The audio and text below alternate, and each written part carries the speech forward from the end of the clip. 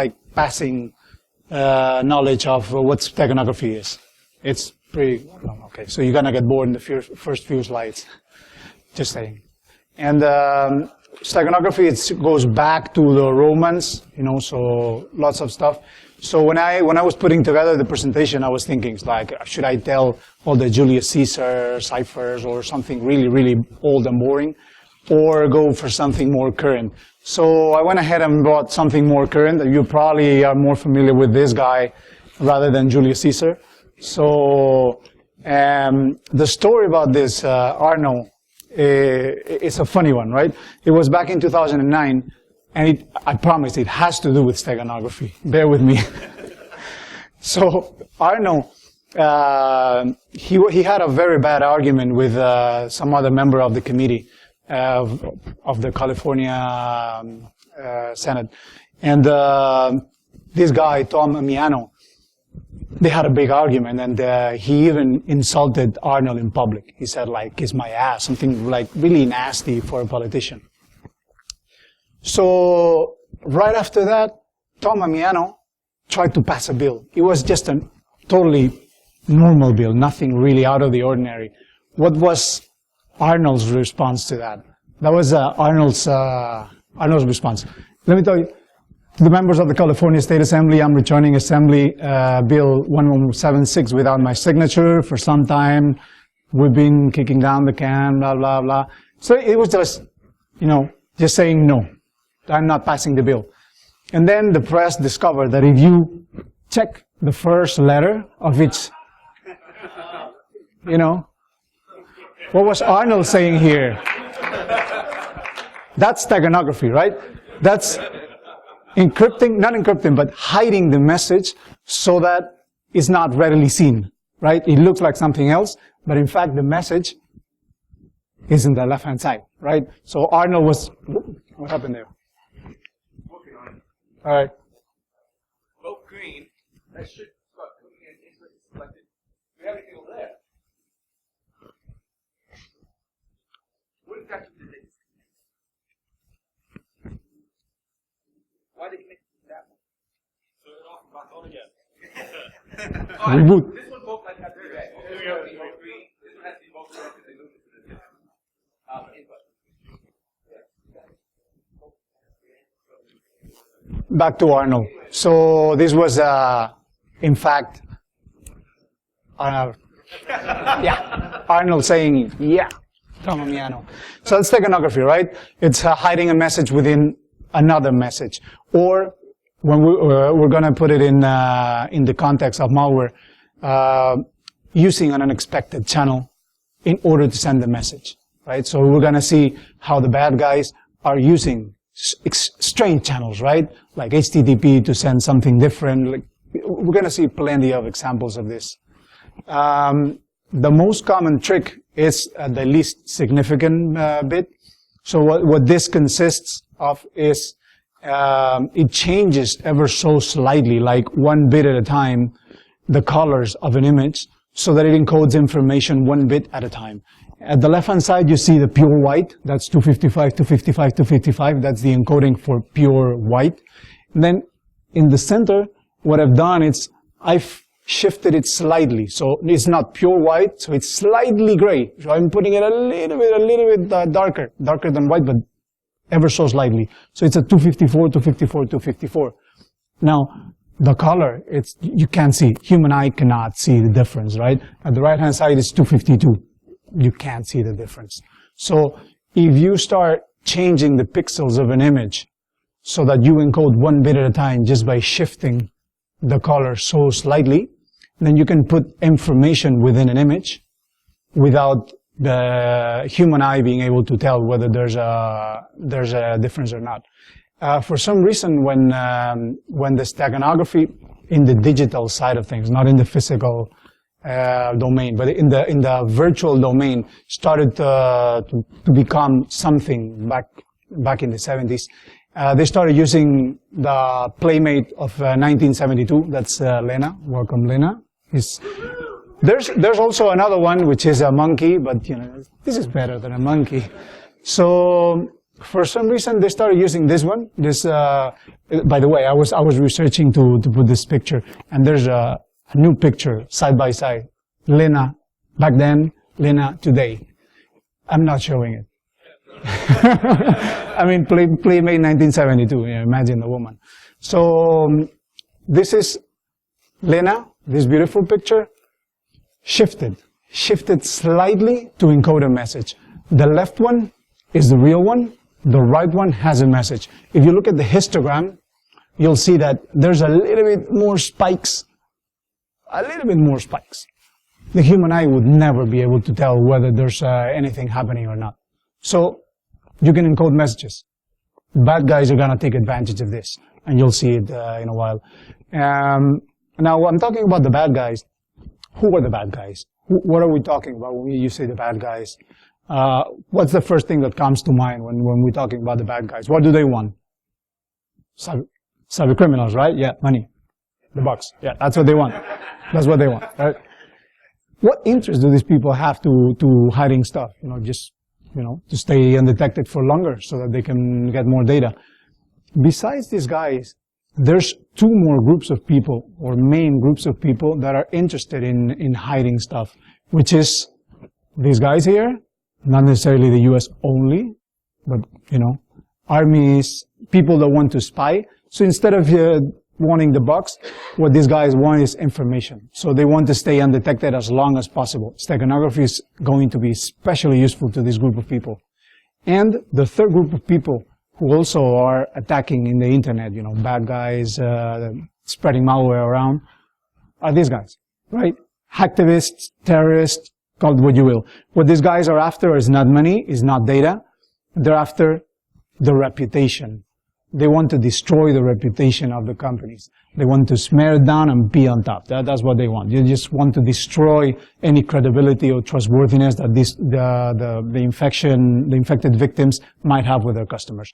Now, what interest can these guys have in staying undetected? Well, the more data they can accumulate, the better, because at the end they deepen their foothold in the network. So all three kinds of guys are interested in steganography, and you'll see examples of almost all of them. The hacktivists, at least those groups, I don't think they're using it much. To make things more confusing, these three people overlap a lot, like a lot. You see that some of these hacktivists, they managed to steal a database of information, like in Sony in 2011, a whole database of credit card data of Sony customers. And then 2 weeks later, somebody starts spamming them. Probably not the hacktivists, right? The hacktivists were already did their job. They make the Sony look like crap. But of course that database is worth money. So they sell it, and they sell it to cybercriminals. So cybercriminals start using that data. And then at some point somebody sees, okay, we have access to Sony. So another corporate competitor of Sony might have that data and start spying on them. So it's blurry. The edges blur a lot. So I'm going to start using, by way of example, different malwares that do different things with steganography, trying to hide stuff. So what I divided my presentation in different categories. The first category is going to be trying to hide second stage malware. Now, this is not terribly useful. Well, by the way, Arnold's going to tell us, yeah, hiding the payload. So hiding second stage malware is not super useful. Why? Because at the end of the day, if you have an image instead of a compressed exe, the end result is the same. I, as a virus analyst, see that, and it's a BMP instead of being an encrypted blob. Might as well be encrypted. So for me, it's not a terribly useful kind of use of steganography. But it does exist, and I'm going to put a couple of examples. Like this one, the Lurks downloader. This is just a very generic downloader. It has a BMP, and at the end of the BMP, and this is the edge of the BMP, it has what looks like random data. That's not random data, that's code. It's actually encrypted, but it's code. This image comes from, I think it's Dell SecureWorks. I was not able to find this thing. What I was able to find instead, I don't know if you're going to be able to see that though. Yeah, is this, which is not a pretty BMP. So it's just, it's a BMP, so it's attached within the XA as a BMP, but it actually has no image. So it's just pure encrypted data, just an encrypted blob. Now, you might say, well, this is not really steganography. Well, it is declared as a BMP. It's just not trying to fool anybody because nobody's going to look into the BMP. You know, it's just embedded into the XA. So, yeah, not terribly useful, I tell you. Now, what this stuff decrypts to, well, actually, it goes to this, and this is the really interesting part. It goes to any of these places, which are being used as CNC, and it downloads another BMP. And now this is the real cool stuff, right? This is the BMP that it downloads. Now, if you are a device that is looking this download, you see the BMP. I think it was a BMP. Yeah, it was a BMP. And you see this, just white, right? If you actually look at the picture, you'll see how, well, the part in black is just the header, so it's just some header data. And after that is FEFF. Remember that FF is to 155, to 155, to 155, which is pure white. FE, it's one less, it's 254. So you cannot see the difference. There should be a bunch of dots there in gray. But the gray is just, the difference is so slight that you cannot see that. Actually, in there is data encoded, bit by bit. Every FF is a 1, every FE is a 0. And if you put it all together, you make a message. You make a message which is actually another download place. This is what was encoded inside. So that's interesting. That's more interesting than the first BMP. The second one, it's something that came really recent, just June 2015, called Stegoloader. And they call it Stegoloader because it uses steganography a lot, like a whole lot. And it does pretty much the same. It downloads stuff, but they're a little bit more elegant. They use this picture. So this one, at least, you say, okay, that's pretty better than the other BMP. But again, it's the same thing. You know, they use this a lot. So if you are managing a network and you see a lot of BMP downloads, it's very difficult to say whether those BMPs are encoding something or not. It's pretty difficult. So there's a whole discipline, a whole field of trying to see whether a BMP or a GIF or a PNG has information encoded, and the field is called steganalysis. And it is very difficult to perform steganalysis on the spot by seeing downloaded data. It's just very difficult. So for all practical purposes, it's a BMP. It's a real BMP. You can check that it is. It has the headers. It works. So it's pretty difficult to spot. My second category, the first one was hiding payloads, hiding XAs, hiding code. The second one is hiding configuration, right? Arnold is going to be hiding his tools, the tools of the trade. So the example is Zeus. The latest version of Zeus VM. When you look, this is a part of the dump in the code, and you see how it's trying to download a JPEG /prefer /blah blah /something.jpg. Why would it do that? It actually downloads this thing. Now, it is something. You know, there's data inside. What this data has at the end of the data in the, I think it's in the comment section, actually there's a malware config file. There's the configuration of Zeus. If you are familiar with Zeus, you know that it has an encrypted blob and it decrypts it in memory, which makes it quite tricky for us antivirus companies to actually see what's happening there.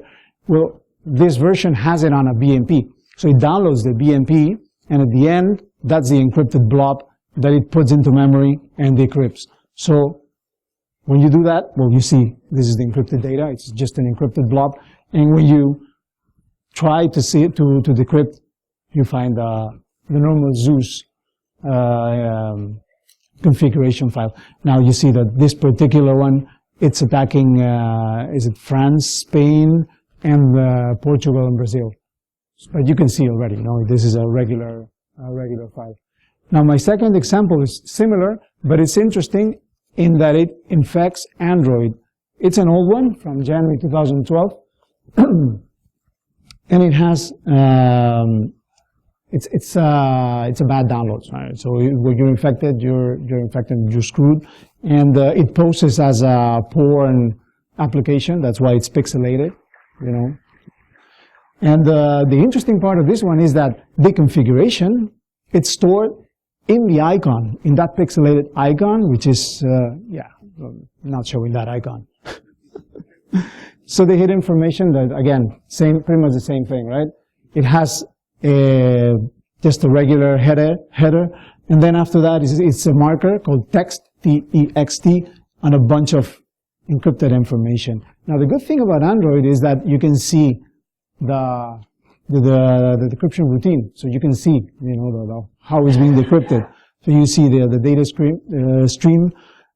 This is pretty lame. I mean, it's the big part here. It's XOR, XOR with a big string, nothing else, nothing fancy. When you decrypt all that blob, what you see is this, which is at the end of the day, this is an Android that when you get, it poses as porn. When you get infected, it starts sending SMS messages, just texting some premium number. So that's the configuration, what number it texts, etc. It just so happens to be into the BMP, into the icon. Sorry, it's not a BMP, it's a PNG, I think. Interesting, really cool. You can really go to places with this, because I cannot see readily, until I analyze it very deeply, what the configuration is. In the same case as Zeus, and more so in a more complicated, different platform than Windows. My third category, it's hiding the CNC communication, hiding CNC channel. And this is Arnold showing us suppressing communication. Yeah, he told me that I had to mask that. So, Morto. Really interesting one. This is really cool because instead of using just a regular HTTP just to get the configuration, it uses DNS. Super cool. It makes a DNS, non-authoritative answer, saying this. Just a DNS request. In the DNS request, there's a text with this stuff. Once it decrypts it, it comes back to this. But again, this is DNS. It never made any HTTP request. So it's very difficult. If you are a security device seeing what's happening in the network, you're never going to find out that that particular request has something interesting for a CNC command, right? So this is pretty sneaky. I mean, really, really sneaky. I don't think anybody would be able to spot that very easily. And the moment that they change this or they create anything similar to this, using a protocol where you wouldn't expect to find this kind of information, and more so when it's encrypted, then it's very, very difficult to find out, to spot. This one, I found it very interesting, but it doesn't really have a name. You know how antivirus companies were funny that way, right? Because there's so many malware samples that we see at the end of the day that if an automated system doesn't readily spot it and put it automatically into a family, then we have no idea what it is. So you end up putting it into an agent bucket or a whatever very generic kind of name. In this case, naming was all over the place by all antivirus companies, so it was very targeted. It's a banker, so it tries to infect the user and try to get the banking online credentials. But it affected South Korea, so I called it myself SK Banker, South Korea. Naming is all over the place. Took me a while. So this one, what it does, it infects the victim. It goes to Pinterest. It goes to a set of Pinterest pins, so things like that. Pretty innocuous, right? This pin is not even bad. It's a pin from a real user, so they're pinning this image. But in the comment section, you find things like this. The bad guy had left a comment such as that, right? And in the comment is the CNC. So they're using Pinterest as a rendezvous place to tell the malware where the final CNC is going to be. In this case, it's a bunch of crap, and then you can see A, B, C, and D. That's an IP address. So it just goes to that IP address, 70.39.104.113 /tongji.html. Now, Tongji happens to be, I think it's something like status or something in Chinese. So it's not even very strange. You know, it's okay. Is that right? It's not even very suspicious if you're looking at this, right?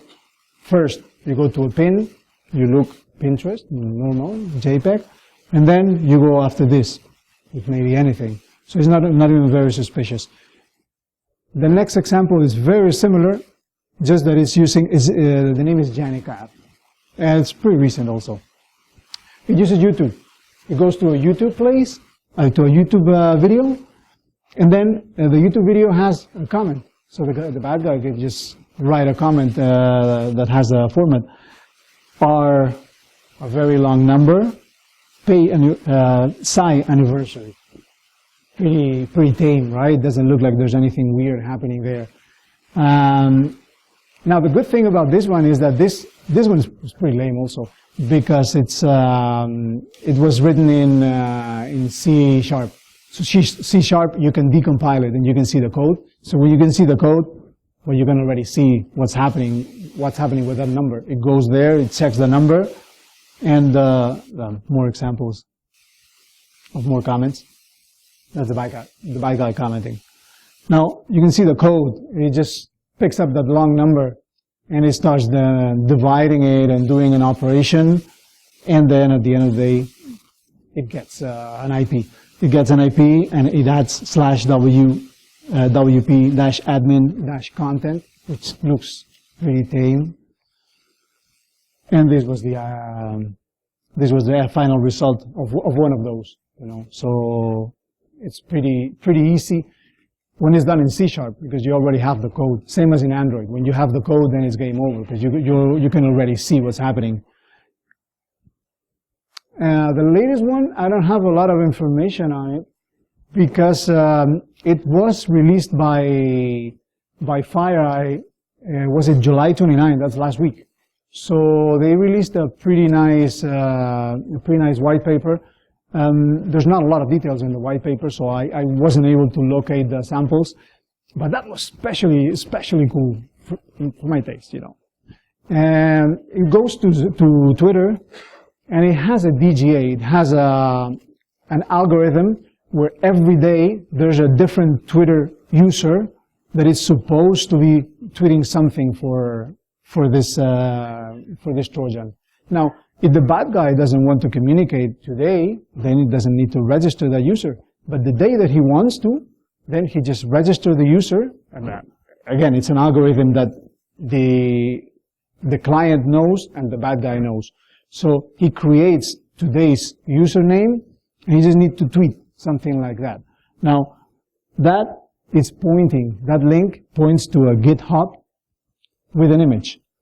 And then the second part is 101 doctor. It's a hashtag like it was some information. Actually, what the hashtag says is, if you take the 101st byte from the beginning, there's an encrypted blob, and to decrypt it, that's the password. That's what it's saying. And again, it's a JPEG. It's a JPEG hosted on GitHub. So you have a lot of information there that if you just happen to look at this Twitter user that was just created today and just tweeted that, it looked like innocuous, right? Nothing happened. It actually is setting a rendezvous site on GitHub with a lot of information. Yeah, comes from the Russians. According to FireEye, I can't verify this. Miniduke, which is a very well-known Russian threat, Russian meaning from the Russian government, supposed to be, is using the same exact algorithm with the same exact strategy, along with this thing called hammer toss. So apparently it's the Russians using this. So somebody close to the Russian government, some department associated to the Russian government is using this. Why? to stay undetected as long as possible. So that was pretty cool. Actually, I remember the first time that I realized this a few years ago was that I had a customer, they're a pretty big customer, and they got a honeypot just to get a lot of samples, right? So in the honeypot, this particular honeypot that they acquired, they had a pretty cool feature, which is when it was infected, it records a video of the whole infection. Now, instead of just seeing a tame, normal infection, when these people like this were infecting it, you could see that after that, there was a screen and somebody typing. And it was somebody because they started typing with mistakes, like you and I type. Oh, backspace, backspace, backspace, net, and started trying to move laterally, trying to check stuff. So there was a guy. So it was kind of like, wow, so this is not automated malware. This is a malware that enables a bad guy to come in and start doing stuff. So we're not talking about being attacked by automated scripts. We're not talking about robots. We're talking about humans. You know, our enemy right now is a human. That's why I'm showing this, because it's somebody who's attacking us willingly. You know, it's not a random attack. It's just these attacks, right? The fourth category, and this is really unusual, and I like it a lot because I think it's a great idea. It's hiding stolen data. Now, you see that very rarely. No, hiding stolen data. Arnold shows us it's trying to hide something there. This particular one was in Poland, and Polish bank accounts had a very definite format. The format is like, I think it's 20 numbers, right? 20 digits. So this particular thread was targeting Polish users. So the aim was, whenever you would see a Polish bank account number with that particular format, it would replace it by another one. So for instance, a PDF or something was being sent from the computer or to the computer that was infected, then replacing the bank account. Whenever there was a payment to be made, then it would show the fake bank account, and the money would go to the bad guys instead of to the real ones, right? It's just aiming at small companies. You know, small companies, they work a lot with PDFs. So they send you an invoice and please make the payment here, and then you make the payment, you confirm by email. Very, very non-techie stuff. So what these guys managed to do, it's a memory scraper looking for that and replacing bank accounts by a different bank account. Where do they get that bank account? They don't make it up. They make an HTTP request, and within the request, it's a nonsensical request such as /G4X6 blah blah blah .txt, which doesn't even exist, right? Then it returns a 404, which is it's a fake 404. Instead of not found, it's not installed, which is a new HTTP thing that we have now. So is it 404 site not installed, blah blah blah, and then as part of the response, it has that blob. So what that decodes to is the bank account, the Polish bank account that is being used to replace the real ones. So everything is happening through HTTP inside, in the return, not in the request, which is pretty cool, right? Because in the request, it's a 404. When you're looking at, if it wasn't not installed, it should be a not found. But if it was a not found, then any device looking at this communication would see just, okay, somebody's trying to look for a page, and it returns a 404. No big deal. There's nothing happening there. It's actually a lot happening. There's exchanging information. With this technique, you can actually go for an HTTP in the headers even. You can put all sorts of stolen information and return a 404, not found. So it's pretty cool. It's a pretty cool technique. It's really underused. I think it has a lot of potential, and I would expect that the bad guys smarten up and start using this at some point, because I think it's pretty inconspicuous. My conclusion here is, well, steganography, when you look at it from the technical perspective, is pretty cool. I mean, this is like the picture of being cool. The guy, perfect body, in the beach, with the woman, with the alcohol, really cool. So I think it's pretty cool, right, steganography, until it's being misused and abused by bad guys. Because then you find yourself in the other side, right? You're trying to defend our users against it, and then you find yourself in a situation where it's very difficult to discern whether that communication that's happening, whether that blob of data that looks like a BMP is hiding information or not. And it can be pretty tricky. So stack analysis is not a real option in the real world because it just takes too long and it has a lot of false positives. Perhaps we have to look into it. Yeah, I don't know. For me, steganography is cool. When it starts being abused and misused, it stops being cool. And that was my whole point. I hope you like the thing. Just thanks very much. If there's any questions, yeah.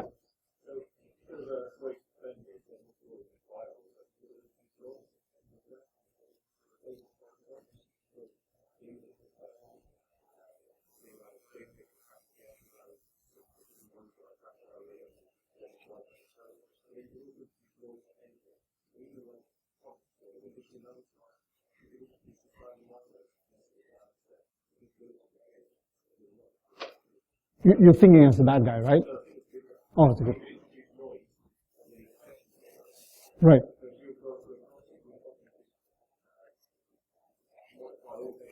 Change, yeah. Actually, when you have full control of everything that's happening, you can do things like that. I believe it's Google and a few more.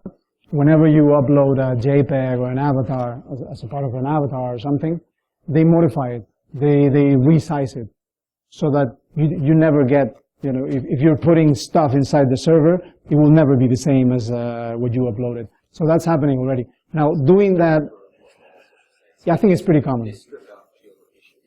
Exactly.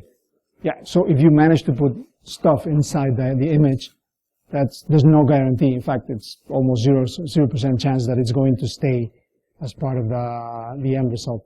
When you have full control of everything, like a server, an HTTP server accepting information, then that's viable. If you're looking at that as a moving data from one place to the next, like a firewall, you know, just transports data, I'm not sure that would be viable, because if you have to resize every single JPEG or change every single JPEG, I don't know if that would be viable or not. I'm not sure. It's a possible solution.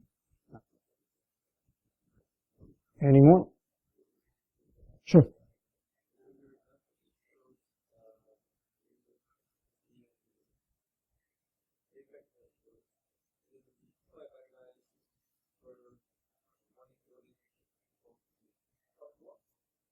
BMP is preferred because BMP doesn't have any encoding.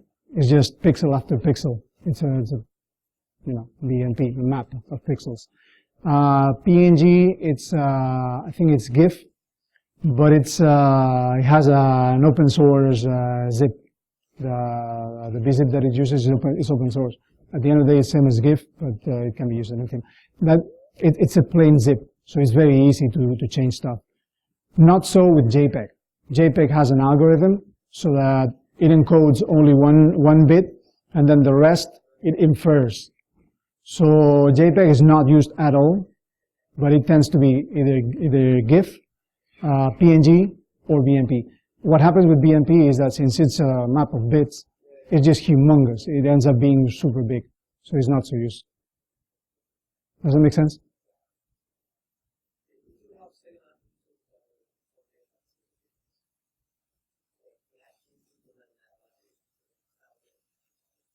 Yeah, and it's not worth it.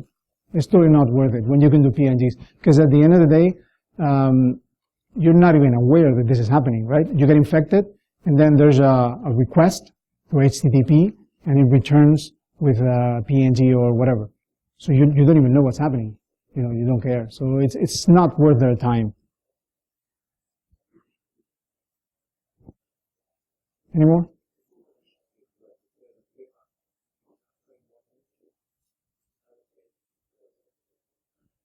It depends, but normally it's 1 to 8. So every byte encodes 1 bit. So if it's only a very like 255 colors, that's kind of crap, right? That's a very crappy gift. But if you put like say 4 byte per pixel, that's 16 million colors, 16,777,216, right? So those, then you lose a lot because then you encode 1 bit for every 4 bytes. That's a lot of information that you're missing out there. But yeah, it's up to you. I mean, steganography is just a tool. It's up to you to use it for whatever purpose you want. All right. Thanks very much, guys.